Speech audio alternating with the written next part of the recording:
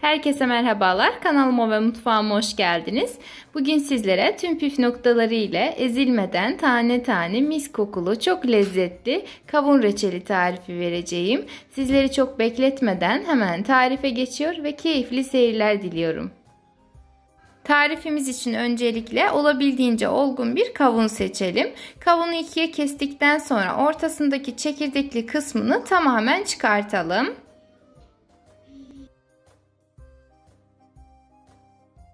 Ve kavunumuzu ince dilimler şeklinde keselim.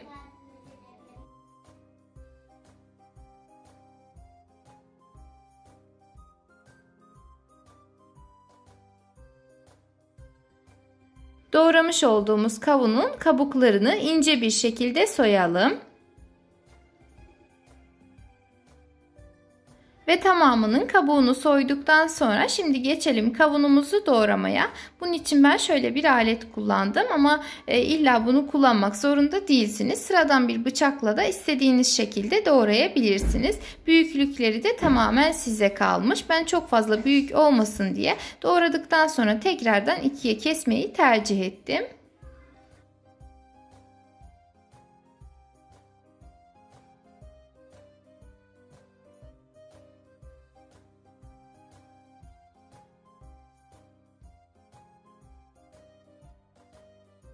Kavunun tamamını doğradıktan sonra yanımıza bir leğende su alıp içerisine bir silme yemek kaşığı karbonat ilave edip güzelce karıştıralım. Toplamda 2-3 kilogram meyve için bir silme yemek kaşığı kadar karbonat yeterli olacaktır. Meyvenizin tadında kesinlikle değişiklik olmayacaktır. O yüzden gönül rahatlığıyla bu yöntemi deneyebilirsiniz.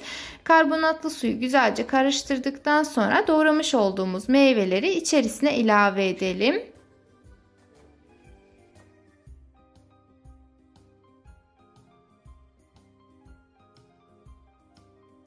Ve meyvelerimizi karbonatlı suyun içerisinde şöyle bir karıştırdıktan sonra leğenin üzerini örtüp bu şekilde 1 saat kadar dinlendirelim.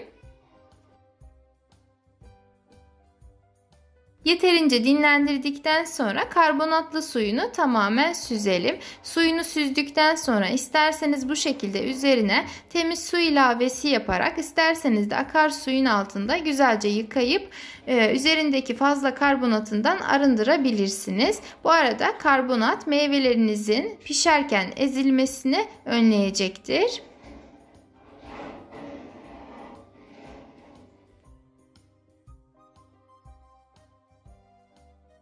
Elimizle birkaç kez ovuşturarak yıkadıktan sonra suyunu tamamen süzelim ve fazla suyunun akması için bir süzgecin üzerinde bekletelim. Meyvelerimiz bekleye dursun, biz geçelim reçelimizin şerbetini hazırlamaya.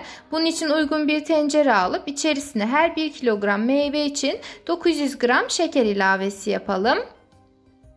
Ben toplamda 2 kilogram meyve kullanmıştım. 2 kilogram meyve için 1800 gram toz şeker ve 1 su bardağı su ilavesi yaptım. Suyu ilave ettikten sonra tencereyi ocağa alıp şeker eriyene kadar karıştıralım.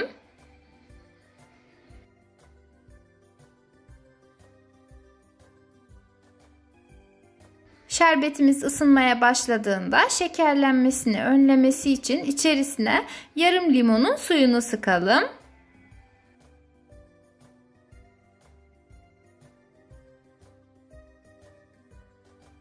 Ve artık kaynamaya başladı. Şimdi doğramış olduğumuz kavunu içerisine ilave edelim.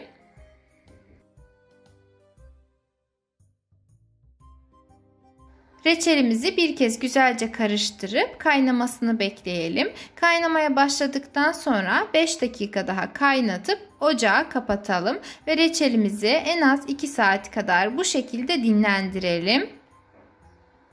Ve artık reçelimiz yeterince dinlenmiş. Hatta gördüğünüz gibi kavunların da rengi değişmiş. Şimdi ocağı orta ateşte açalım ve reçelimizin tekrardan kaynamasını bekleyelim. Kaynamaya başladığında içerisine isteğe bağlı doğranmış veya rendelenmiş limon kabuğu ilave ederim. Eğer limon tadını sevmiyorsanız onun yerine birkaç tane karanfil ilavesi de yapabilirsiniz.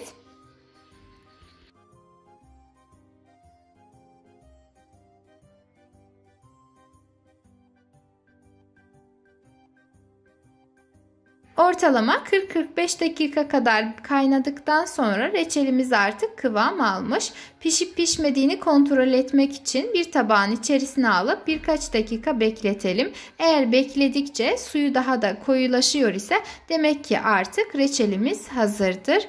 Farklı bir yöntemle ise kaşığı reçelin içerisine bandırıp yukarıda tutalım. Eğer damlalar yavaş akıyor ise reçelimiz artık hazırdır.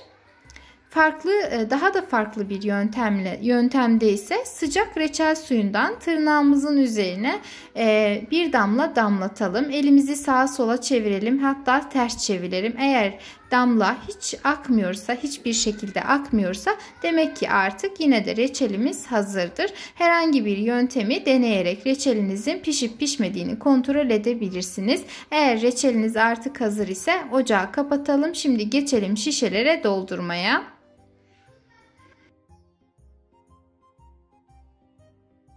Tüm kışlık tariflerimde söylediğim gibi kullanacağımız kavanoz kapaklarımız daha önce hiç kullanılmamış olmalı ve kaynar suda bekletilerek sterilize edilmiş olmalıdır. Sterilize ettikten sonra içerisinde hiçbir damla su kalmayıncaya kadar güzelce kurulayalım. Kavanozlarımızı da aynı şekilde kaynar suyla yıkadıktan sonra ağız kısmına bakalım. Herhangi bir kırık çatlak var ise kullanmayalım. Ve hiç beklemeden kaynar haliyle reçelimizi kavanozlara dolduralım.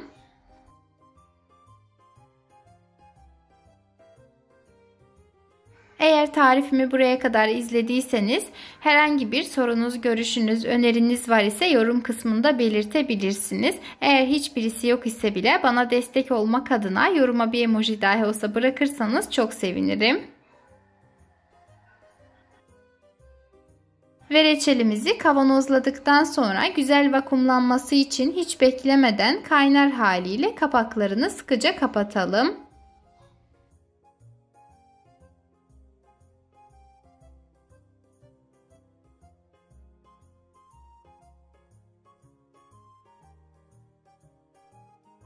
Mis kokulu kavun reçelimiz artık servise hazırdır. Umarım tarifimi denersiniz. Eğer beğendiyseniz bana destek olmak adına videomu beğenebilir, emoji dahi olsa yorum bırakabilir. Hatta aşağıdaki paylaş butonuna tıklayarak isterseniz sosyal medya hesaplarınızda, isterseniz de WhatsApp hesabınızda sevdikleriniz ve ailenizle paylaşabilirsiniz.